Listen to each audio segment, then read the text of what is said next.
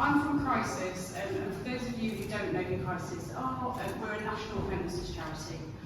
We work with around 10,000 people every year across Britain, and the reason why we are working with so many people is because there is a housing crisis, and for us, every single person who comes to us to help is because they don't have a home of their own. And so we were really, really pleased to contribute and support this exhibition because we fundamentally believe if you're going to end homelessness, and that is something we know can happen, and we have seen it happen in other countries, and we've seen homelessness at much lower levels across the UK. You need homes, and you need them to be affordable, accessible, settled, and good quality. And in Colin's opening speech, he did a really good kind of eloquent kind of message around like why we need this, and it is shameful that we have so many people experiencing homelessness. And if you haven't gone over to the shelter kind of stand, which is a really powerful image of what it's like to live in temporary accommodation, please do go and look at that. So tonight, 151,000 children will be living in temporary accommodation, and many people are living in temporary accommodation that is exactly as the IKEA and shelter kind of installation are showing. If they're in one room, we know, from our work that is families living in one room, trying to do homework in the same space, sharing a bathroom, sharing a kitchen, and not seeing the end of that. So one of the things that I've done for years, so I'm a researcher by background, is do a lot of research with people trapped in temporary accommodation. And I've always been really struck by kind of the resilience that people have when they're living in that situation, but also that it doesn't need to be this way. In London, you may have seen today, we're talking about the council spending £4 million a day on temporary accommodation. That's just unacceptable. Last year, we spent £2.3 billion managing homelessness, not ending it.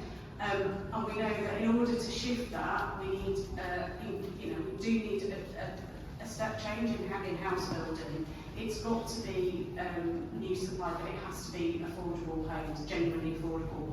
And us and many other partners across the sector believe in order to manage the crisis that we have at the moment and to address need, that's 90,000 social rented homes a year that we need to build. And it is possible. It's really, really, really great to hear what Homes England are doing, and that there is that kind of incentive to solve the problem.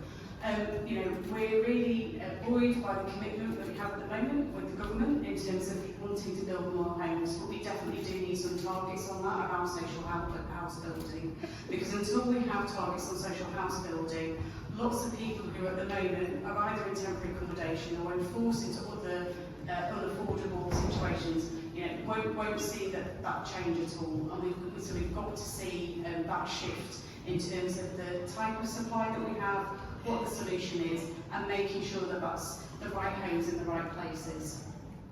I think the other thing that always strikes me when we're kind of thinking about solutions to homelessness is also just making sure that they are good quality.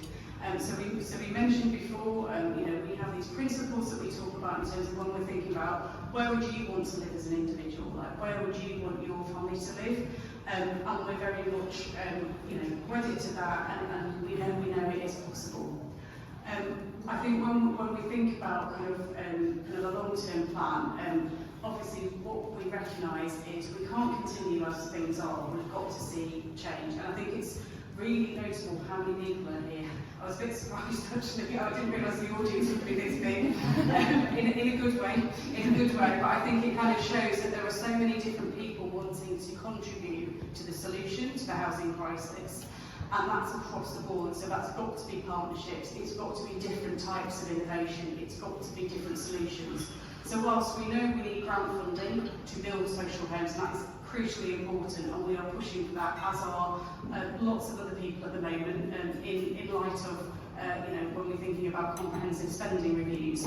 But it's also about looking at kind of what can we do that kind of fills that gap. So modern methods of construction is a really good example of that. That can definitely contribute to the housing crisis. It's something that's it's new, it's good equality. There's lots of different ways we can do it, and I think the exhibition today really kind of demonstrates like what can be done differently, how it's possible, and what the kind of solutions are. At Crisis, we have a venture studio, and one of the investments we have at Agile Homes, and Craig from Agile Homes is here, and that is modern methods of construction. I would really, please go and talk to Craig in terms of what they're doing. But there's lots of other examples, and I know that that's what this exhibition is showcasing. I think the other thing we know is that we've got to look at different ways of doing this. Obviously large-scale supply is needed, but it's also about how do you look at small and medium interventions. And I know Jeff is going to talk a lot more about that in his speech. So just to end on a thank you for inviting me here, but also for having Crisis as part of this conversation. It is possible to increase supply and end homelessness through building more homes and increasing supply.